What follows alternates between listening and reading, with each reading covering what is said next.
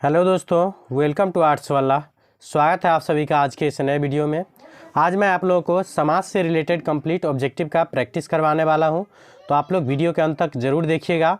इससे पहले मैंने आप लोगों को समास क्या होता है, समास के कितने भेद होते हैं, उनके परिभाषा और उदाहरण को काफ़ी डिटेल में बताया है। तो अगर आप लोग वो वीडियो नहीं देखें तो उसका लिंक मैं डिस्क्रिप्शन में डाल दूँगा, वहाँ से पहले आप लोग वो देख लीजिएगा परिभाषा वाले वीडियो। उसके बाद ये ऑब्जेक्टिव वाले वीडियो देखिएगा तो आप लोगों को पता चलेगा जो ऑब्जेक्टिव कैसे आसानी से सॉल्व होता है। तो चलिए शुरू करते हैं। फिलहाल बढ़ते हैं हम लोग क्वेश्चन की ओर। तो देखिए हमारा पहला जो क्वेश्चन है वो है आनंदमय शब्द कौन सा समास है। तो आनंदमय शब्द कौन सा समास है। तो देखिए इसमें आनंद है, उसके बाद मैं जुट गया है अलग से। तो आनंद इसमें क्या है, तो इसमें पहला पद की प्रधानता है। तो इस प्रकार से ये कौन सा समास हो जाएगा। तो इसका जो आंसर हो जाएगा वो हो जाएगा ऑप्शन नंबर ए, तत्पुरुष समास। उसके बाद दूसरा क्वेश्चन है धीरे धीरे शब्द कौन सा समास है। तो धीरे धीरे शब्द देखिए बीच में डैश लगा रहे और यहाँ अगर एक दूसरे का विलोम रहता तब वो हो जाता द्वंद्व समास, लेकिन यहाँ धीरे धीरे है तो ये हो जाएगा अव्ययी भाव समास। तो ऑप्शन नंबर ए इसका करेक्ट आंसर हो जाएगा। धीरे धीरे हो गया, आजन्म हो गया, ये सभी क्या होता है, अव्ययी भाव समास का उदाहरण। उसके बाद नेक्स्ट हमारा तीसरा क्वेश्चन है, ये है त्रिफला। त्रिफला शब्द कौन सा समास है। तो देखिए त्रि का मतलब क्या होता है, तीन। तो मैंने बताया था जो जिस समास का पहला पद संख्यावाचक हो उसे हम लोग क्या बोलते हैं, द्विगु समास। तो यहाँ त्रिफला भी कौन सा समास हो जाएगा, तो यहाँ हो जाएगा द्विगु समास। तो ऑप्शन नंबर ए इसका करेक्ट आंसर हो जाएगा। उसके बाद नेक्स्ट हमारा चौथा क्वेश्चन है जो वन मानुष। वन मानुष शब्द कौन सा समास है। तो यहाँ भी देखिए वन, तो वन हो गया मूल शब्द, इसमें मानुष जुट गया है तो ये भी क्या हो जाएगा, तो ये भी तत्पुरुष समास का उदाहरण हो जाएगा। तो ऑप्शन नंबर ए इसका करेक्ट आंसर हो जाएगा। उसके बाद नेक्स्ट हमारा पांचवा क्वेश्चन है जो चंद्रशेखर शब्द कौन सा समास है। तो चंद्रशेखर, तो चंद्रशेखर का मतलब क्या होता है, जो चंद्र है शिखर पर जिसके, चंद्र है शिखर पर जिसके, मतलब शिखर का मतलब होता है सिर और चंद्र का मतलब जानते हैं आप लोग चंद्रमा होता है, अर्थात जिसके सिर पे चंद्रमा हो, अर्थात कौन हो जाएंगे, तो शिव जी हो जाएंगे। तो मैंने बताया था जो जिस समास का कोई भी पद प्रधान नहीं हो और उस शब्द का समस्त पद मिलकर एक अन्य पद का बोध कराता हो तो उसे हम लोग बोलेंगे बहुव्रीहि समास। तो यहाँ चंद्रशेखर से भी वही बोध होता है जो चंद्र है शिखर पर जिसके, अर्थात जिसके सर पे क्या हो, चंद्र हो, मतलब चंद्रमा हो, अर्थात हो जाएंगे शिव जी। तो ये हो जाएगा बहुव्रीहि समास का उदाहरण। तो ऑप्शन नंबर ए इसका करेक्ट आंसर हो जाएगा। उसके बाद 6 नंबर क्वेश्चन हमारा है रसोई घर शब्द कौन सा समास है। तो रसोई घर, तो रसोई घर का मतलब क्या होता है, रसोई के लिए घर। तो यहाँ के लिए क्या है, कारक है, जो कारक का लोप हो गया है। तो मैंने बताया था जिसमें कारक चिन्ह लगा हो बीच में उसका लेकिन लोप हो जाता है तो वो हो जाता है तत्पुरुष समास। तो रसोई घर का मतलब होता है रसोई के लिए घर, यहाँ के लिए लोप हो गया है इसलिए यह हो जाएगा तत्पुरुष समास। तो ऑप्शन नंबर ए इसका करेक्ट आंसर हो जाएगा। अगर मैं जो बता रहा हूँ अभी कारक चिन्ह ये सब अगर आप पता नहीं चल रहा है तो आप लोग पहले निश्चित रूप से परिभाषा वाला वीडियो देख लीजिए, उसके बाद आप लोगों को आसानी से ऑब्जेक्टिव वाला वीडियो अच्छे से समझ में आ जाएगा, ये मैं गारंटी देता हूँ। उसके बाद 7 नंबर क्वेश्चन है, 7वां हमारा क्वेश्चन है जो नीलगाय शब्द कौन सा समास है। तो नीलगाय, तो नीलगाय शब्द कौन सा समास होगा, तो ये हो जाएगा कर्मधारय समास। तो ऑप्शन नंबर बी इसका करेक्ट आंसर हो जाएगा। उसके बाद है 8वां क्वेश्चन जो नवयुवक। नवयुवक शब्द कौन सा समास है। तो नवयुवक मतलब क्या होता है, नव है जो युवक, नव का मतलब क्या होता है नया, तो नया है जो युवक। तो मैंने बताया था जिसमें तुलनात्मक रूप से बोध हो उसे हम लोग बोलते हैं कर्मधारय समास। तो यहाँ हो जाएगा ऑप्शन नंबर सी इसका करेक्ट हो जाएगा। उसके बाद नेक्स्ट हमारा 9 नंबर क्वेश्चन है जो शिवालय शब्द कौन सा समास है। तो शिवालय, तो शिवालय शब्द कौन सा समास हो जाएगा, तो ये भी हो जाएगा तत्पुरुष समास। तो ऑप्शन नंबर सी इसका करेक्ट आंसर हो जाएगा। नेक्स्ट हमारा है तीर्थ यात्रा। तो तीर्थ यात्रा कौन सा समास होगा, तो तीर्थ यात्रा भी हो जाएगा तत्पुरुष समास। तो ऑप्शन नंबर सी इसका करेक्ट आंसर हो जाएगा। उसके बाद है आजकल। तो आजकल, आज का विलोम क्या हो जाता है? कल। तो इसमें भी बीच में डैश चिन्ह लगा रहना चाहिए आजकल के बीच। तो ये भी क्या हो जाएगा? तो जिसमें दोनों पद की समान प्रधानता होती है उसे हम लोग बोलते हैं द्वंद्व समास। तो आजकल भी वही होगा। तो इसका आंसर हो जाएगा ऑप्शन नंबर सी। द्वंद्व में क्या होता है? द्वंद्व में होता है जो एक शब्द दूसरे शब्द का विलोम रहता है और बीच में हैफन का चिन्ह लगा रहता है, डैश वाला। जैसे बोलते हैं आजकल, दिन रात, दाल भात, भाई बहन, माता पिता, ये सभी क्या होता है? द्वंद्व समास के उदाहरण। उसके बाद है नवरत्न। नवरत्न का मतलब क्या होता है? नौ प्लस रत्न, मतलब जिसमें 9 रत्न हो उसे हम लोग बोलते हैं नवरत्न। तो यहाँ नव का मतलब क्या होता है? 9। 9 क्या हो गया? संख्यावाचक हो गया। तो मैंने बताया था जो जिस समास का पहला पद संख्यावाचक हो उसे हम लोग द्विगु समास बोलते हैं। तो ऑप्शन नंबर ए इसका भी करेक्ट आंसर हो जाएगा। उसके बाद नेक्स्ट हमारा 13 नंबर क्वेश्चन है, जो हाथ पैर कौन सा समास है? तो हाथ पैर कौन सा समास है? तो देखिए यहाँ बीच में भी डैश लगा है।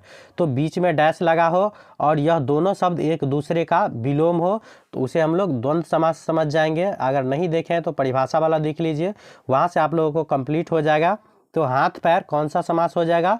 तो ये होगा द्वंद्व समास। तो ऑप्शन नंबर ए इसका करेक्ट आंसर हो जाएगा। उसके बाद है कामचोर। तो कामचोर कौन सा समास होगा? तो कामचोर जो समास होगा वो हो जाएगा तत्पुरुष समास। तो ऑप्शन नंबर बी इसका करेक्ट आंसर हो जाएगा। देखिए तत्पुरुष और कर्मधारय में मेन अंतर क्या है? तो मेन अंतर इतना ही है, जो तत्पुरुष समास में अगर प्रथम पद और अंतिम पद नहीं समझते हैं तो इतना सा याद रख लीजिए, जो कर्मधारय समास में क्या होता है? तो एक दूसरे का तुलनात्मक रूप से बोध होता है, उसे ही हम लोग कर्मधारय। तो मेन मूल अंतर इतना ही है। उसके बाद जैसे देखिए यहाँ धनहीन। तो धनहीन का मतलब क्या हो गया? जो धन से हीन है। तो धन से हीन। तो यहाँ भी देखिए से क्या है? कारक। तो मैंने बताया था जो जिसमें कारक चिन्ह का लोप हो जाता है उसे हम लोग बोलते हैं तत्पुरुष समास। तो धन से हीन, तो धनहीन हो गया। तो ये हो जाएगा तत्पुरुष समास। तो ऑप्शन नंबर ए इसका करेक्ट आंसर हो जाएगा। उसके बाद यहाँ है रामानुज। तो रामानुज भी क्या हो जाएगा? तो तत्पुरुष समास। तो ऑप्शन नंबर बी इसका करेक्ट आंसर हो जाएगा। उसके बाद नेक्स्ट हमारा 17 नंबर क्वेश्चन है, यथा समय समास है। तो यथा समय कौन सा समास होगा? तो यथा समय हो गया, यथा संभव, यथा शक्ति, आजन्म, ये सभी क्या होता है? तो ये होता है अव्ययी भाव समास। तो इसका जो आंसर हो जाएगा ऑप्शन नंबर सी करेक्ट हो जाएगा। उसके बाद नेक्स्ट हमारा 18 नंबर क्वेश्चन है, त्रिलोकी। त्रिलोकी का मतलब क्या हो गया? त्रि का मतलब होता है 3। तो इसमें क्या आ गया? पहला पद संख्यावाचक आ गया। तो मैंने बताया था जिसका पहला पद संख्यावाचक हो उसे बोलते हैं द्विगु समास। तो ऑप्शन नंबर बी इसका करेक्ट आंसर हो जाएगा। उसके बाद यहाँ है अनादर। तो अनादर में क्या होगा? आदर में अन जुट गया है। तो यहाँ हो जाएगा ऑप्शन नंबर बी नज समास। तो ये मैंने हालांकि आप लोगों को नहीं बताया है, तो इसको याद रख लीजिएगा सिर्फ। उसके बाद हमारा 20 नंबर क्वेश्चन है पीताम्बर। पीताम्बर का मतलब होता है पित्त है जो अंबर, मतलब पित्त का मतलब होता है विष। जब शिव जी विष पी गए थे शंकर भगवान, तभी से उसको क्या बोला जाता है? पीताम्बर। मतलब पित्त है अंबर जिसके, मतलब जिन्होंने विष को पी गया था। तो पित्त है अंबर जिसके, अर्थात पीताम्बर का मतलब क्या हो जाएगा?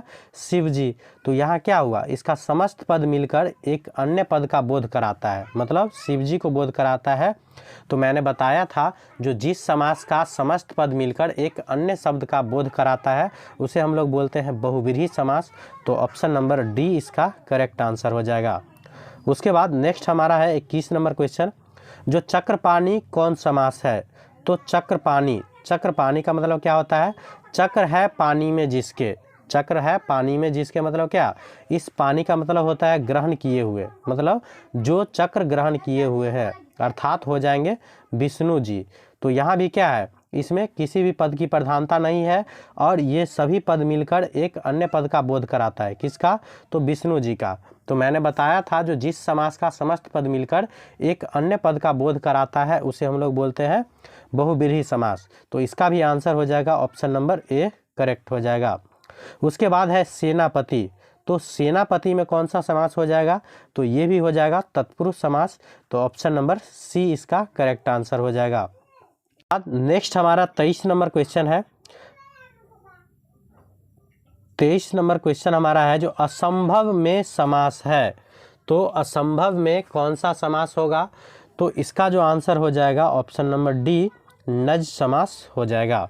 उसके बाद नेक्स्ट हमारा है 24 नंबर, जो प्रतिदिन कौन सा समास है? तो प्रतिदिन, प्रतिमास, यथासंभव, ये सभी क्या है?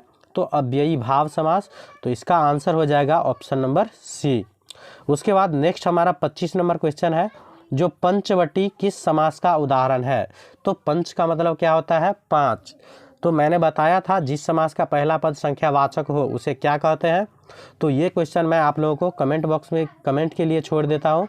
तो बताइएगा आप लोग जो पंचवटी किस समास का उदाहरण है।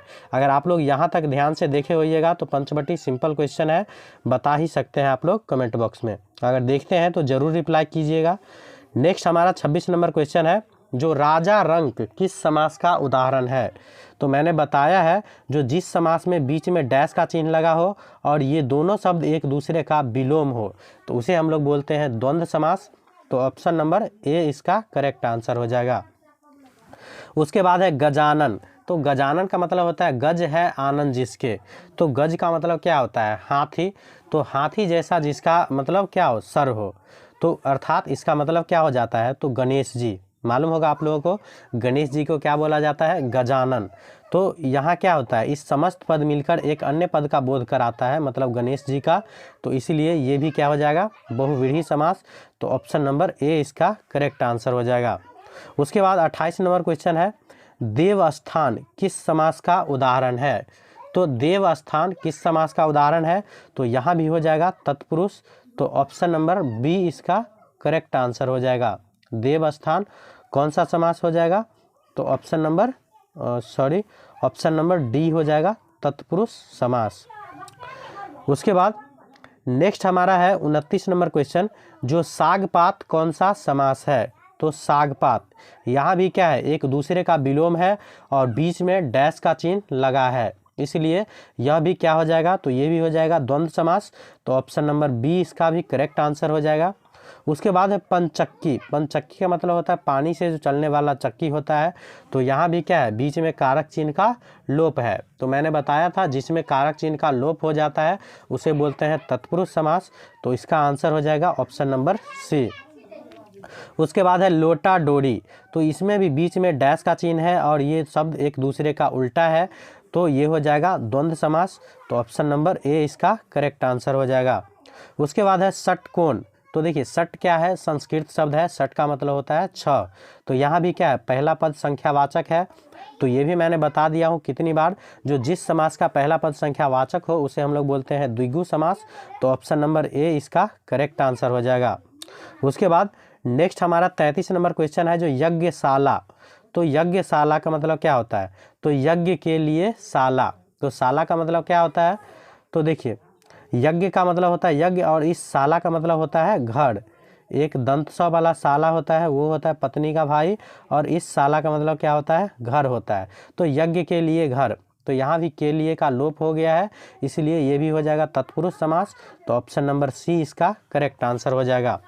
उसके बाद है यथासाध्य। तो मैंने बताया है यथासाध्य, यथा जब भी लगा रहे तो समझ लीजिएगा डायरेक्ट क्या हो जाएगा? अव्ययी भाव समास।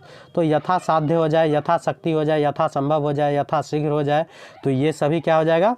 तो ये हो जाएगा अव्ययी भाव समास। तो इसका आंसर हो जाएगा option number B correct. Next है हमारा 35 नंबर, जो यथाशीघ्र शब्द कौन सा समास है? तो यथाशीघ्र ये भी मैं छोड़ देता हूँ कमेंट बॉक्स के लिए। सिंपल है, आप लोग जान ही गए होंगे, लेकिन कमेंट भी ज़रूर किया कीजिए और ये भी बताया करिए कमेंट बॉक्स में आप लोगों को यह वीडियो कैसा लगा। चाहे कुछ कमी भी रह गया हो तो उसे भी आप लोग कमेंट बॉक्स में ज़रूर बताइएगा, ताकि मैं नेक्स्ट वीडियो से उसका सुधार कर पाऊँ। तो यथाशीघ्र का बताइएगा कौन सा समास होगा। नेक्स्ट हमारा है 36 नंबर क्वेश्चन, जो दिगंबर शब्द का संधि विच्छेद क्या होगा? तो ये मैंने संधि वाले वीडियो में बता चुका हूँ। जो दिगंबर शब्द का संधि विच्छेद क्या होता है? तो दिक प्लस अंबर। तो ऑप्शन नंबर ए इसका करेक्ट आंसर हो जाएगा। और अगर पूछा जाए इसमें कौन सा संधि है, तो संधि 3 प्रकार के होते हैं, मैंने बताया है, स्वर संधि, व्यंजन संधि और विसर्ग संधि। और इसमें से कौन सा संधि है। अगर आप लोग संधि वाले वीडियो देखे होंगे, अगर आपको समझ है तो आप बताइएगा इसमें कौन सी संधि है। अगर ये बता दीजिएगा तो मैं जान लूँगा जो आप लोग काफ़ी अच्छे से पढ़ने वाले हैं। उसके बाद 37 नंबर हमारा क्वेश्चन है जो पर्णकुटी, पर्णकुटी में कौन सा समास है। तो इसका जो आंसर हो जाएगा ऑप्शन नंबर ए, तत्पुरुष समास। उसके बाद है कार्यकुशल, तो कार्यकुशल कौन सा समास है। तो कार्यकुशल भी कौन सा समास हो जाएगा, तो ये भी हो जाएगा तत्पुरुष समास। तो ऑप्शन नंबर डी इसका करेक्ट आंसर हो जाएगा। उसके बाद है भरपेट, तो पेट भर या भरपेट, तो ये भी हो जाता है अव्ययी भाव समास। तो ऑप्शन नंबर बी इसका करेक्ट आंसर हो जाएगा। उसके बाद नेक्स्ट हमारा है 40 नंबर क्वेश्चन जो स्वर्ग प्राप्त, स्वर्ग प्राप्त मतलब स्वर्ग को प्राप्त। तो यहाँ भी क्या है को, तो को का लोप हो गया है। को एक कारक चिन्ह है, तो जिसमें कारक चिन्ह का लोप हो जाता है उसे हम लोग बोलते हैं तत्पुरुष समास। तो ऑप्शन नंबर सी इसका करेक्ट आंसर हो जाएगा। तो इस प्रकार से मैंने आप लोगों को यहाँ ऑब्जेक्टिव के साथ साथ परिभाषा भी बताने का प्रयास किया हो, ताकि जो दोस्त परिभाषा वाले वीडियो नहीं देख पाए हैं उसको भी ऑब्जेक्टिव ये काफ़ी अच्छे से समझ में आ जाए। तो बताइएगा मेरा ये प्रयास आप लोगों को कैसा लगा।